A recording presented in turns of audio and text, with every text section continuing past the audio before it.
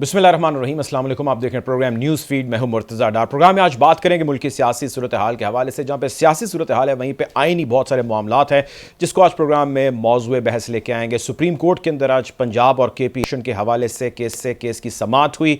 गुज़िश्ता कुछ दिनों से समाअत जो है वो जारी है। आज फैसला महफूज किया गया है, कल फैसला सुनाया जाएगा और फैसले सुनाए जाने की जब खबर सामने आई कि कल होगा तो उसके फौरी बाद हमने देखा कि ऐवान से ले के और सियासतदानों की मुख्तलिफ स्टेटमेंट्स, बयानात, ट्वीट्स आने का सिलसिला भी जारी है और इसके अंदर उजलत से काम लिए जाने के हवाले से खासा एम्फसाइज़ किया गया है मौजूदा हुकूमत की जानिब से। जबकि पाकिस्तान तहरीक इंसाफ इमरान खान जिसको लीड कर रहे हैं उनके चेयरमैनों का कहना यह है कि फ़ैसला यकीनी तौर पे आएगा और देखते हैं कि कौन इसको नहीं मानता। और यही जो है नैरेटिव और ये स्टेटमेंट जो है फवाद चौधरी साहब ने भी कही। हम बात करेंगे, आज जानने की कोशिश करेंगे कि मुमकिन तौर पर फ़ैसला क्या हो सकता है। 2-3 पॉसिबिलिटीज़ हैं।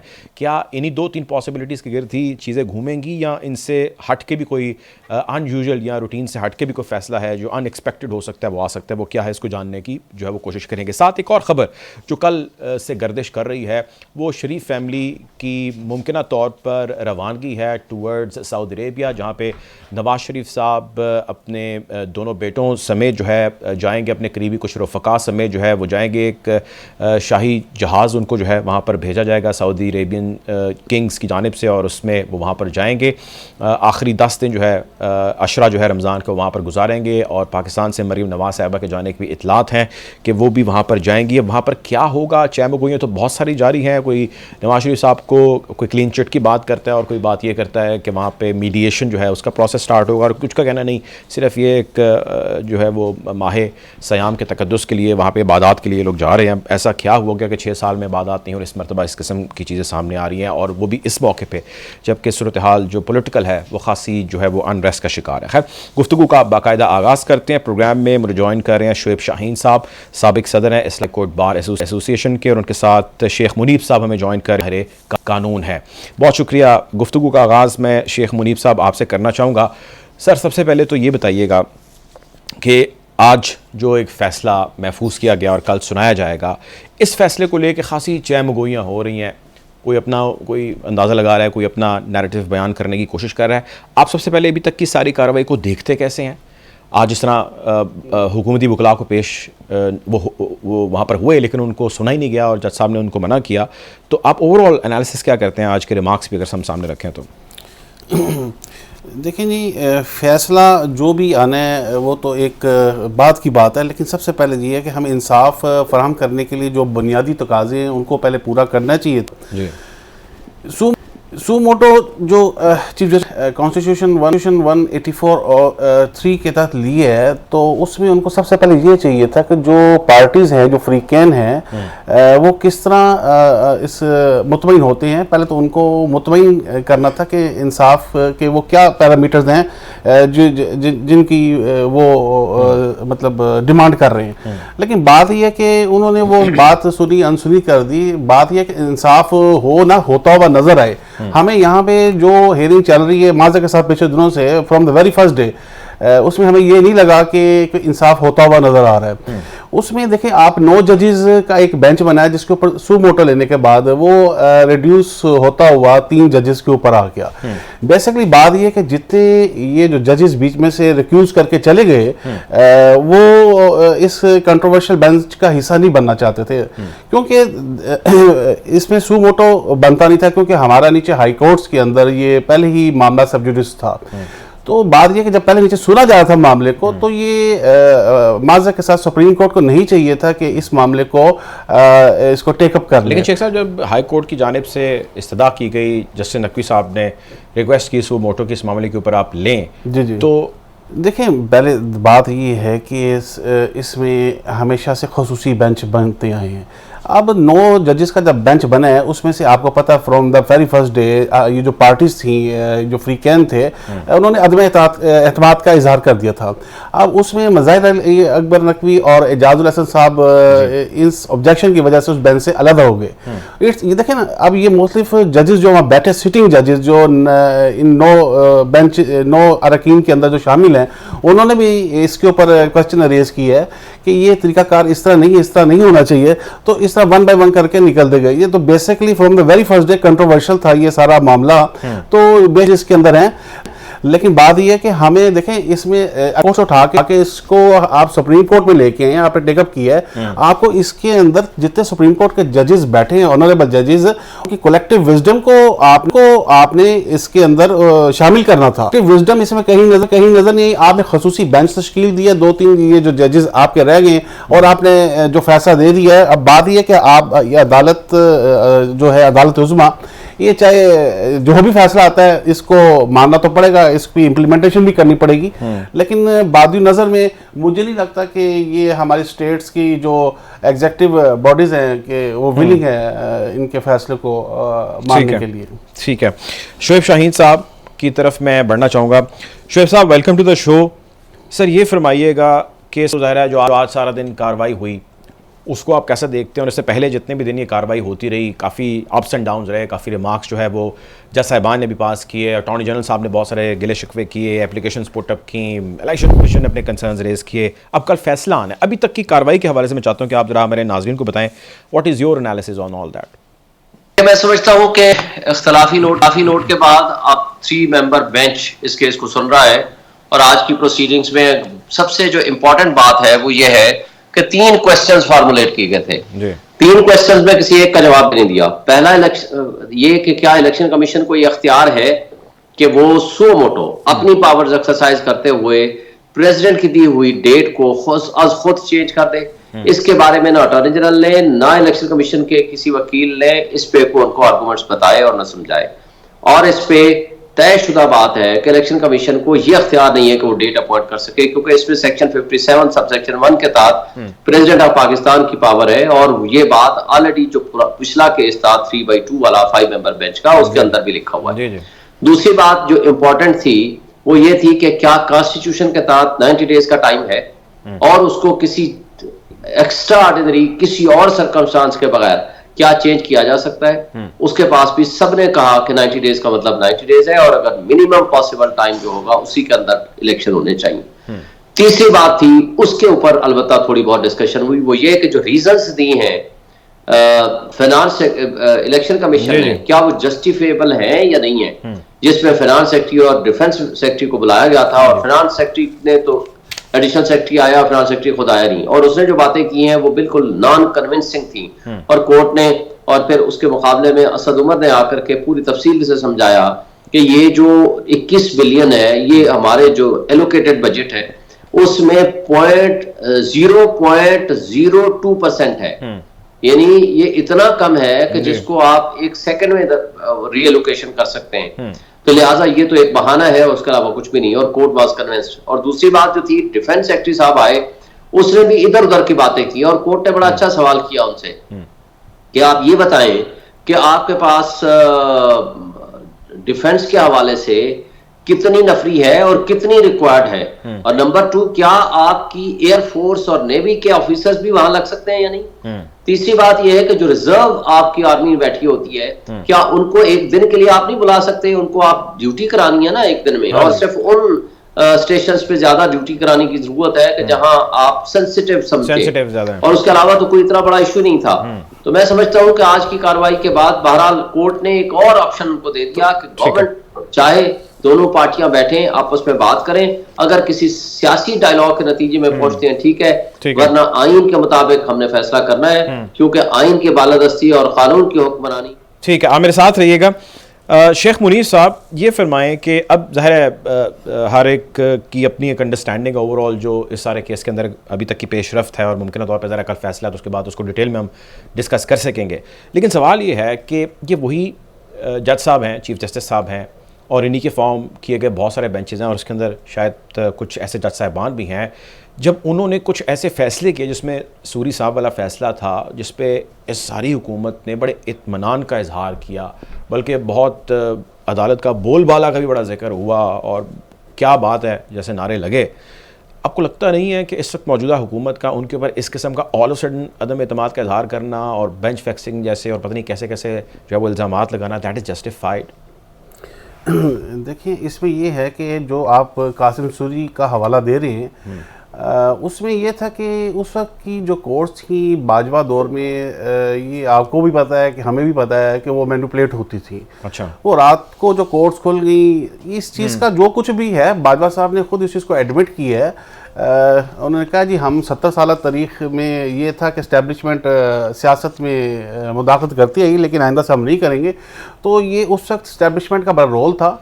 लेकिन बहरहाल वो रात को अदालतें खुली और वो जो एक फ़ैसला था, मतलब ये पीडीएम के हवाले से वो उन्होंने इम्प्लीमेंट करवा दिया। अब बात ये सर एस्टेब्लिशमेंट का रोल था, लेकिन अब ये है कि हमारी इस वक्त जो एस्टेब्लिशमेंट है वो ए पॉलिटिकल है। उन्होंने साफ कह दिया कि जी हम अपना आपके सियासी मामलात में मुदाखलत नहीं करेंगे, तो वो हमें नज़र आ रहा है। अब यही वजह है कि जजेस जोन्स है वो अपनी मंशा के मुताबिक, अपनी विजडम के मुताबिक फैसले कर रहे हैं। और रही आपकी ये खुसूसी बेंचेस की बात ये कि अब तक जितने ये फैसले हुए हैं इसमें खुसूसी बेंच ही नज़र आए। आप देख लें नून लीग के जितने और तहरीक इंसाफ के आपस में जो मामला थे उसमें कुछ 70 के करीब जो केसेस हुए हैं वो उनमें ये जजेस वगैरह शामिल थे उसमें। तो ये खसूसी बेंच नहीं तश्कील देना चाहिए, सीनियरिटी के ऊपर डिपेंड करना चाहिए। आपके फाइज ईसा साहब हैं, तारिक साहब हैं, सीनियर मोस्ट सुप्रीम कोर्ट के जजेस हैं, ये सीनियरिटी वाइज आप बेंचेस की तश्कील करते। और ये मैटर भी ऐसा है, देखें पब्लिक एट लार्ज नेशनल काज को अगर आप मद्देनजर रखें, यही वजह है कि सू मोटो लेना पड़ा सुप्रीम कोर्ट को। और जब सुप्रीम को सू मोटो लेना पड़ा तो डेफिनेटली इनको चाहिए था एक फुल कोर्ट बेंच बनाते, लार्जर बेंच बनाते, चले लार्जर बना देते, उसमें हमारे अंदर कलेक्टिव विजडम आती। इतना बड़ा मामला था, लेकिन वो उनका प्रोग्रेटिव है, उनकी मर्जी है, ऐसे ही है ना सर। वो बात आपकी सही है ना। अब बात ये है कि देखिए आज चीफ जस्टिस साहब ने बड़ी खूबसूरत बात की कि ये अपना मुस्लिम लीग वाले या पीडीएम वाले अपनी मर्जी के जज चुनना चाहते हैं, ये उनकी स्टेटमेंट आई है। तो ठीक है, बात ये अगर वो अपनी मर्जी के जज चुनना चाहते हैं या सेलेक्टिव जज के पास केस लगवाना चाहते हैं तो ये ठीक है, इंसाफ की नफी करती है ये चीज़, ये बात उनकी ठीक है। लेकिन साथ साथ ये भी आप देखें, जैसे एक साइल अपना केस किसी मनपसंद जज के पास नहीं लगा सकता, बात ठीक है उनकी, लेकिन साथ साथ ये भी चीज़ है कि एक जज जिस केस में उसकी दिलचस्पी हो वो उस केस को भी नहीं टेकअप कर सकता। बिल्कुल ठीक है। अब ये जब उनका इंटरेस्ट बीच में हो तो उनको चाहिए अपने बेंच से अलग हो जाए, जो कि पीडीएम ने और तमाम जमातों ने इस चीज़ का इजहार भी किया है, अदम एतमाद भी किया है। तो इंसाफ हमें होता हुआ नजर आना चाहिए था। ठीक है, अभी फैसला ज़रा कल आना है, आप मेरे साथ रहिएगा।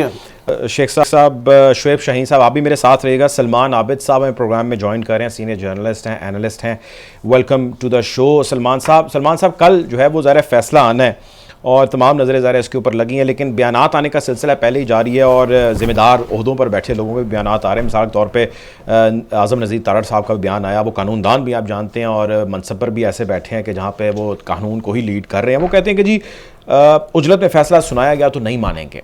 आपको लगता है कि कॉन्फ्रंटेशन की तरफ मामला बढ़े हैं, महाजराई ज़्यादा होगी अगर फेवर में ना आया फैसला? तो देखिए, अगर फैसला कल हुकूमत के हक में आ गया तो फिर क्या करेंगे? हुकूमत जो है सबसे ज्यादा ढोल बजाएगी इसी चीफ जस्टिस की हमायत में और इसी जुडिशरी की हमायत में।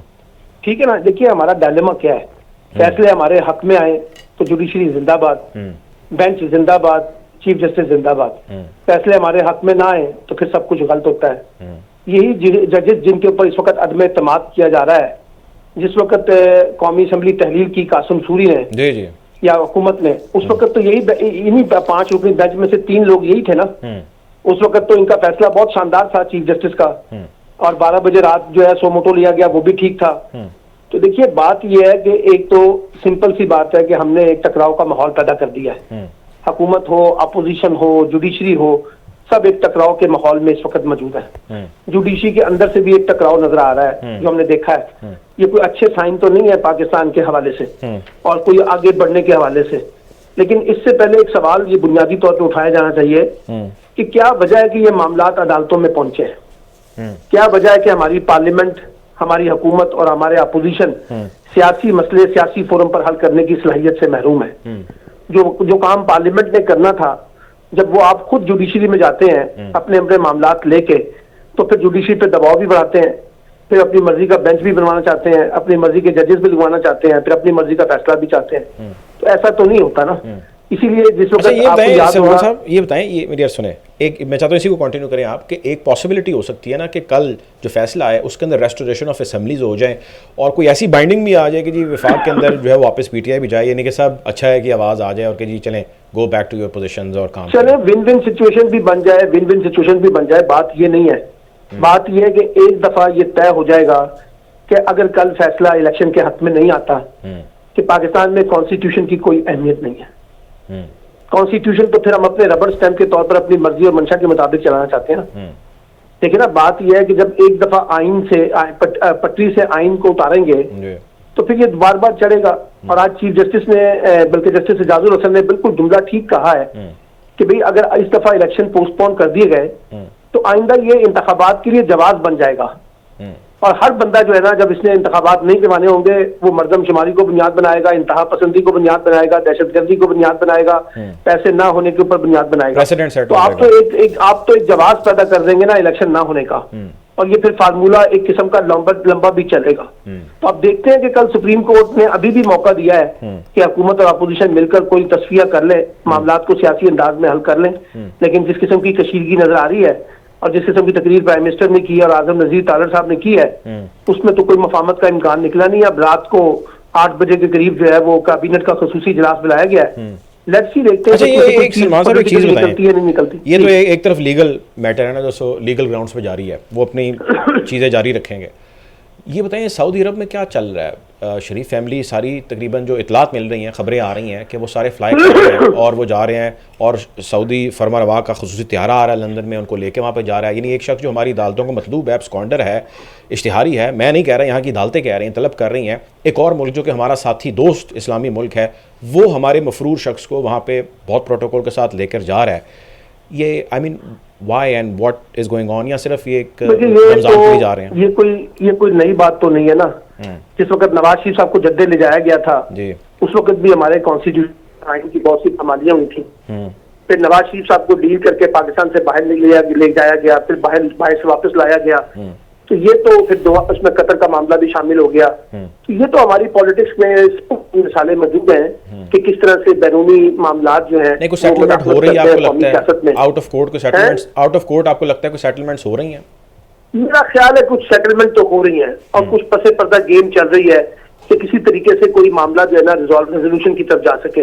लेकिन अब टाइम बहुत थोड़ा है। अगर अब अगले कुछ उसमें नई चीजें तय होती तो फिर ये बुरहान तो और ज्यादा बढ़ जाएगा ना, और ज्यादा शिद्दत आ जाएगी इसके अंदर। ठीक है, आप मेरे साथ रहिएगा। शुएब शाहीन साहब, सर मैं आपकी तरफ आना चाहूँगा।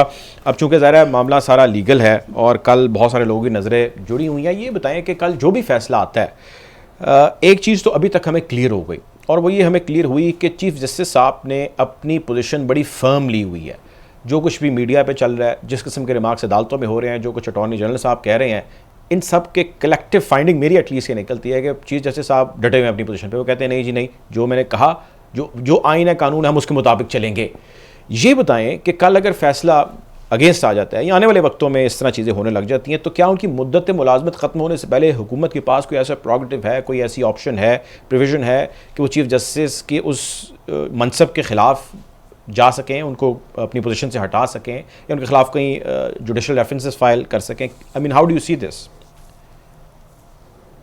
देखिए, चीफ जस्टिस ऑफ पाकिस्तान एक आईनी होता है, उसको हटा नहीं सकते, उसके खिलाफ किसी किस्म का कोई एक्शन नहीं ले सकते, और सिवाय इस बात के कि जी उसने आइन के मुताबिक फैसला दे दिया, आइन की बालादस्ती के लिए डट के खड़ा हुआ है। तो क्या वो जो इफ्तिखार मोहम्मद चौधरी के खिलाफ फैसला आया था उससे अभी तक इन्होंने सबक नहीं सीखा? क्या आइन की बालादस्ती और कानून की हुक्मरानी और आजाद अदलिया के लिए जो हमने वकला ने तहरीक चलाई थी, कुर्बानियां दी थी, हमारे लोग शहीद हुए थे, तो वो किस लिए थी? वो इसलिए थी ना कि आइन और कानून की बालादस्ती हो। और अगर उसकी वायलेशन में कोई करेगा तो इसका मतलब है कि आप देखें माजी में क्या हुआ। 1950 में इंडिया ने अपना आइन बना लिया, हमारा 56 में बना, और 58 में आपने हमारे उस वक्त के फौजी मार्शल लॉ ने उसको एब्रोगेट कर दिया। 62 में बना, 69 में फिर एब्रोगेट कर दिया, और इसी तरह 73 में बना, और उसके बाद 77 में उसको फिर खत्म कर दिया, और उसके बाद चलते चलते फिर परवेज मुशर्रफ ने 2 दफा मार्शल लॉ लगा दिया। तो बात यह है कि अभी माजी से हमें सबक सीखना चाहिए। क्या ये सिविलियन मार्शल लॉ एडमिनिस्ट्रेटर बैठे हुए जिस आइन के तहत ये पावर एक्सरसाइज करें, उसी आइन के तहत इनको ये पाबंद है कि ये आइन के मुताबिक ये फैसले करें, और आइन के मुताबिक अदालतें जो है नजरिया जरूरत इजाद न करें, बल्कि अकॉर्डिंगली कानून और आइन की बालादस्ती के लिए वो अपने देखें चीज। ठीक है, मेरे साथ रहें शेख मुनीफ साहब। सर ये फरमाएं कि ज़ाहिर फैसले तो आइन और कानून के मुताबिक होने हैं, लेकिन एक ओवरऑल भी एक वाइब होती है, और जिस तरह के भी हवाला दिया हमारे मोहतरम शुएब साहब ने, और वो हवाला उन्होंने दिया जो सीजे वाला सारा चल रहा था जो कि कैंपेन थी, उसके हवाले से भी मैं चाहता हूँ कि कुछ चीज़ों के ऊपर बात करें। वकला की तहरीक जो भी चल रही है या जो प्रोटेस्ट राइज हो रहे हैं, इसके हवाले से मैं बात करता हूँ। एक ब्रेक का मैं कहा जा रहा है कि जाने बढ़ते हैं, वापस आते हैं, और मैं चाहूँगा कि यहीं से आपका कॉमेंट शामिल किया जाए। Take a break. Welcome back after the break. Program में गुफ्तगू का सिलसिला जारी है। मेरे साथ मौजूद हैं शेख मुनीफ साहब, माहिर कानून हैं, शुएब शाहीन साहब, साबिक सदर Islamabad high court bar association है। शेख साहब, ब्रेक पे जाने से पहले मैं ये बात कर रहा था, मैं चाहता हूँ ज़रा आप तफसील में हमारे नाज़रीन को इसके हवाले से बताइए कि देखें, जब भी पाकिस्तान के अंदर कोई आइन की बहाली के हवाले से या आइन के हवाले से कोई भी तहरीक चलाई जाए, तो वकला ने इसके अंदर बड़ा कलीदी किरदार अदा किया, और आप ज़ाहिर है ख़ुद एक वकील भी हैं। इफ्तिखार साहब की जो मूवमेंट हुई उसमें ऑलवेज़ वकला वर देयर, और उनका आज भी जिक्र होता है। इस वक्त जो कुछ भी हो रहा है, हम ये देख रहे हैं कि लाहौर हाई कोर्ट बार हो आपकी या इस्लामाबाद हाई कोर्ट हो, वकला चीफ जस्टिस साहब के नैरेटिव के साथ हमें नज़र आते हैं। अगर मैं उसको ज़रा मज़ीद खुल के बयान करूँ तो इमरान खान के भी नैरेटिव के साथ खड़े नज़र आ रहे हैं इस वक्त। कैसे कहेंगे आप इसके ऊपर, क्या कमेंट करेंगे कि ये वकला का क्या स्टांस और नैरेटिव है, और बार्स किस तरफ जा रही हैं और क्यों जा रही हैं? देखिए जी, बात ये है कि इमरान खान साहब ने सोशल मीडिया में अपने आप को बड़ा एक्टिव रखा हुआ है। यही वजह है कि हमारी आवाम, जो बेशतर आवाम है, मेजॉरिटी ऑफ द पीपल है, वो इमरान खान के बयानी के साथ है, और ये वकला हजरात भी इसी अवाम में ही से ही हैं। लेकिन बज़ाहिर देखा जाए वो कोई इमरान खान वैसे गलत चीज़ का तो तकाजा नहीं कर रहे, वो यही कह रहे हैं कि 90 डेज़ के अंदर इलेक्शन दे दिए जाएँ। तो वो बात जो कर रहे हैं, तो उसमें जितने वकला हजरात हैं वो इस चीज़ को समझते हैं कि बात सही है, उनका मोटिव सही है, उनका बयान सही है। तो बहरहाल इफ्तिखार चौधरी की जब कोर्ट्स का मामला आया था, उनकी बहाली का, रेस्टोरेशन का, तो वकला हजरात ने बड़ा बढ़ चढ़ के साथ दिया था, बड़ा पॉलिटिकल एंटिटीज़ ने भी बड़ा साथ दिया था। तो बहरहाल हो सकता है तारीख, मुझे लग रहा है शायद अपने आप को दोहराने जा रही है, क्योंकि जब जो फैसला देख रहे हैं आप, जी हाँ, क्यों फवाद चौधरी साहब ने फरमा दिया, कुछ वकला हजरात ने भी फरमाया कि हम अदलिया बचाओ तहरीक शुरू करने लगे। अब किसी ने उनसे क्वेश्चन किया जी भाई शुरू करें, फिर क्यों नहीं आप शुरू कर रहे अदलिया बचाओ तहरीक, जो आपको होता हुआ नजर आ रहा है? तो उन्होंने कहा कि बात ये है कि भाई जब कोर्ट का फैसला आएगा, उसकी इम्प्लीमेंटेशन नहीं होगी, तब उसका वक्त आएगा, फिर हम अपना अदलिया बचाओ के लिए सड़कों पे निकलेंगे। और इसमें नो डाउट आप बात सही फरमा रहे हैं, मेजॉरिटी ऑफ लॉयर्स जो सी हैं वो इमरान खान के इस बयानी के साथ खड़ी हुई हैं। तो मुमकिन है कि अगर ये फैसले को ना माना गया तो ये वकला हजरात भी बाहर, ठीक है, फैसला ना मानने जाना बड़ा एक अहम ज़ाहिर है, इसकी एक सियासी पहलू तो है, लेकिन लीगल भी इसके बहुत सारे कॉम्प्लिकेशंस हैं। शुएब शाहीन साहब, सर मैं आपकी तरफ आना चाहूँगा, जो चीज़ फरमा रहे हैं शेख साहब भी, मैं भी आपसे जानना चाह रहा हूँ कि देखें, अब तो हम मफरूज़ों में बात कर रहे हैं, कल ज़ाहिर है इसके ऊपर क्लैरिटी हो जाएगी, लेकिन एक नैरेटिव ये था कि जी हो सकता है रेस्टोरेशन ऑफ असेंबली हो जाए। दूसरा ये कि नहीं, ऐसा नहीं हो चाहिए, जैसे साहब ने जो स्ट्रॉन्ग पोजीशन ली है वो लिए रखें, और वो कहें कि जी जो डेट अनाउंस की है मैंने, या वो कर दें, इसके ऊपर इलेक्शन होंगे, तो सुप्रीम कोर्ट की सेकंड डिसीजन आ जाएगा। एक तो भी पहले आया और एक फिर आ जाएगा कि जी इस तारीख को इलेक्शन होना है। अब ग्राउंड पर मौजूद जो लोकल एडमिनिस्ट्रेशन है, जो एग्जेक्टिव हैं, उस पर अमल ही नहीं करते, तो जो आईनी सूरत हाल पैदा हो जाएगी, फिर क्या होगी? चीफ जस्टिस साहब ने, अदालत ने दो हुक्म दे दिया, अमल ही नहीं होता, देन व्हाट? मेरा ख्याल है कि इदारे पाबंद हैं सुप्रीम कोर्ट के, अंडर आर्टिकल 189, 190 वो आईनी इदारे सुप्रीम कोर्ट के कानून, सुप्रीम कोर्ट के फैसले के मुताबिक पाबंद हैं, और जो हुक्मतुली करेगा वो ना सिर्फ सुप्रीम कोर्ट के हुक्म की खुद हुक्मतुली करेगा तो इन अदालत में जाएगा, बल्कि वो उसके खिलाफ आर्टिकल 6 लगेगा। ये आइन का तकाजा है कि तमाम इदारे फैसिलिटेट करें इलेक्शन कमीशन को for the purpose of holding and free and fair election, article 220 कहता है। और इसी तरह सुप्रीम कोर्ट ऑफ पाकिस्तान का फैसला मानने के तमाम इदारे पाबंद हैं। मेरा ख्याल है इलेक्शन इंशाल्लाह 30 अप्रैल को हो जाएगा। आज की प्रोसीडिंग्स के बाद अगर किसी को इबाम था वो भी दूर हो जाना। मेरा ख्याल, ठीक है, बहुत शुक्रिया जी। प्रोग्राम में हमें शुएब शाहीन साहब ने, साबिक सदर हैं Islamabad high court bar association के। शेख मुनीफ साहब ने प्रोग्राम में हमें ज्वाइन किया था, एक्सपर्ट हैं लॉ के। हमें ज्वाइन किया था सलमान आबिद साहब ने, सीनियर जर्नलिस्ट हैं, एनालिस्ट हैं। आप तीनों मेहमानों का बहुत शुक्रिया। नाज़रीन, प्रोग्राम का वक्त ख़त्म हो जाता है। हालात हाज़रा से आपको यूँ ही आगाह रखेंगे। अब तक के लिए इतना ही। अपना ख्याल रखिए। अल्लाह हाफ़िज़।